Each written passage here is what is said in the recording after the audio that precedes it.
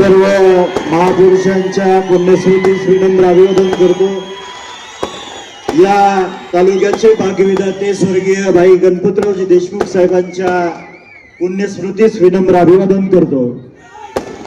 सांगोला नगरपालिकेची ही निवडणूक आहे आणि निवडणुकीच्या निमित्ताने प्रचार सभेसाठी या राज्याचे मुख्यमंत्री सन्माननीय देवेंद्रजी फडणवीस साहेब, सन्माननीय या जिल्ह्याचे पालकमंत्री आमचे मार्गदर्शक जया भाऊ, सन्माननीय समाधान दादा, सन्माननीय गोपीचंदजी पडळकर साहेब, सन्माननीय सचिन दादा, सन्माननीय प्रशांतजी मालक, सन्माननीय दीपक आबा, सन्माननीय या शहर विकास आघाडीचे नगराध्यक्ष पदाचे उमेदवार मारुतीबा बनकर, सन्माननीय बाळासाहेबजी एरंडे, सन्माननीय चेतनजी केदार, सन्माननीय सर्व 2323 उमेदवार, सर्व शहर विकास आघाडीचे नेते मंडळी, पदाधिकारी, सर्व पत्रकार बंधू, माता भगिनी, वडीलधारी मंडळी, तरुण सहकारी मित्रांनो,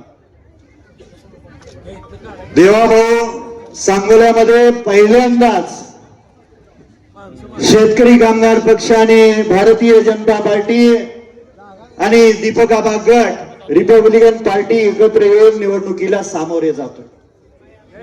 या तालुक्याला स्वर्गीय आबासाहेबांनी एक संस्कार दिलाय की विधानसभेची आणि लोकसभेची निवडणूक सोडता या तालुक्यातल्या सर्व नेते मंडळींना सोबत घेऊन स्थानिक स्वराज्य संस्थेच्या निवडणुका केल्या जायच्या।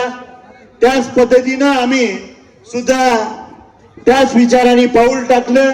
काही लोकांचा हट्ट नडला आणि त्या कारणाने काही लोकांनी फारकत घेतली। आज या शहरामध्ये 17 तारखेला सन्माननीय मारुतीबा बनकर साहेबांचा अर्ज भरल्यानंतर काही मंडळींनी, विशेष करून दलित बांधवांना आणि मुस्लिम बांधवांना चुकीच्या पद्धतीनं गैरसमज पसरवण्याचं काम केलं। आज आपल्या समोर मी विनंती करणार आहे की आमच्या दलित बांधवांच्या कब्रस्थानची वाढीव जागा शासनाने मान्य करून त्यासाठी निधी उपलब्ध करावा। या शहरामध्ये एक डम्पिंग ग्राउंड आहे, ते शहराच्या बाहेरच्या बाजूला नेण्यासाठी आपण सहकार्य करावं। साहेब, या राज्यामध्ये नगरपालिकेचं इलेक्शन चालू झाल्यापासून सन्माननीय उपमुख्यमंत्री फोनवरून MIDC मंजूर केल्या जातात। आज आपण या सांगोला नगरीमध्ये आलो आहात, आम्हाला आपल्याकडून शब्द हवाय की या सांगोल्यातल्या गोरगरीब जनतेच्या, तळागाळातल्या शेतकऱ्यांच्या, वंचित घटकांच्या मुला मुलींना काम मिळण्यासाठी या ठिकाणी मोठी MIDC आपल्या माध्यमातून लवकरात लवकर मंजूर व्हावी। या शहरामध्ये लक्ष्मीनगर असेल, इंदिरानगर असेल, संजय नगर असेल, त्या ठिकाणी झोपडपट्टीत गोरगरीब जनता त्या ठिकाणी राहते, त्यांना प्रधानमंत्री आवास योजनेतून पक्की घरं घरकुलाच्या माध्यमातून ती लवकरात लवकर मिळावीत। या शहरामध्ये महात्मा ज्योतिबा फुले, क्रांतीज्योती सावित्रीबाई, अहिल्यादेवी होळकर, अण्णाभाऊ साठे, नरवी उमाजी नाईक, बसवेश्वर महाराजांचा पूर्णाकृती पुतळा व्हावा, लोणारी समाजाचे स्वर्गीय दादरे साहेबांचं स्मारक व्हावं। या तालुक्यामध्ये असंख्य आजी माजी सैनिकांची संख्या आहे आणि त्यांच्यासाठी सैनिक भवन असणं गरजेचं आहे।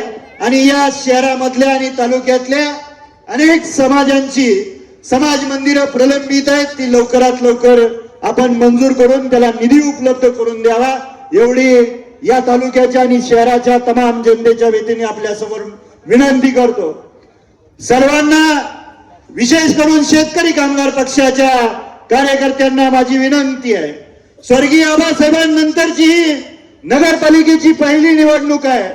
2016 साली काय झालं आपण सर्वांनी पाहिलेलं आहे आणि आबासाहेबांच्या या निधनानंतरच्या पहिल्या निवडणुकीमध्ये आपण देवाभाऊंना एक शब्द दिला होता की आपल्याला या ठिकाणी नगराध्यक्ष हे कमळ चिन्हावरती आपण लढवतोय आणि ते निवडून आणण्याचं हा शब्द आपण दिलेला आहे. माझ्या शेतकरी कामगार पक्षाच्या सर्व कार्यकर्त्यांना आणि पदाधिकाऱ्यांना मनापासून कळकळीची विनंती आहे.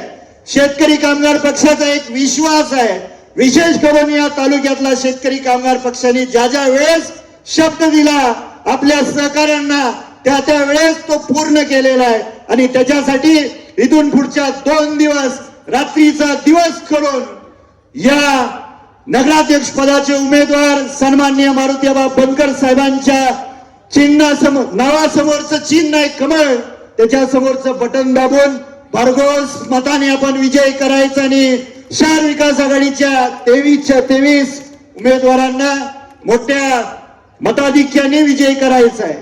साहेब, स्वर्गीय आबासाहेबांनी या तालुक्याला एक विचार आणि संस्कार दिलेला आहे. बापू हे माझ्या वडिलाच्या वयाचे, मी त्यांच्या मुलाच्या वयाचा आहे. बापू नेहमी भाषणात सांगतात की बाबासाहेब मुलासारखा आहे, पोरासारखा आहे. बापू तुम्ही पेशंट आहात म्हणून वर्षभर मला अलॉट झालेली रूम मी वैद्यकीय क्षेत्राचा विद्यार्थी असल्या कारणाने नैतिक जबाबदारी सांभाळून तुम्हाला राहण्यासाठी दिली. तुम्ही माझ्यावरती टीका करा, पण या तालुक्याचं दैवत स्वर्गीय आबासाहेबांनी एक संस्कार दिलाय. ज्येष्ठ कार्यकर्त्यांवरती, नेते मंडळींवरती माझ्यासारख्या तरुणांनी कदापिही टीका करणं, त्यांचा अवमान होणार नाही याची दक्षता घेणं ही माझी नैतिक जबाबदारी आहे. त्याच्यामुळे मी काय बोलत नाही. पण खाजगी बसलेल्या चर्चा तुम्ही सार्वजनिक केल्या. मला माहित आहे आपण ज्यांना आज दैवत मानता सन्माननीय एकनाथ शिंदे साहेबांना, त्यांच्याबद्दल सुद्धा आपण काय स्तुती सुमनं माझ्यावर जशी उधळले तशी सुद्धा त्यांच्यावर खाजगीत तुम्ही उधळलेले आहेत. मला बोलायला भाग पाडू नका एवढी विनंती करतो.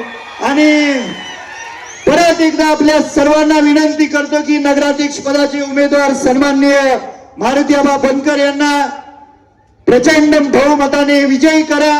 धन्यवाद. जय हिंद, जय महाराष्ट्र.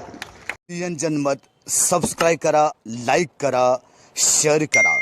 आपल्या हक्काचं आपलं न्यूज.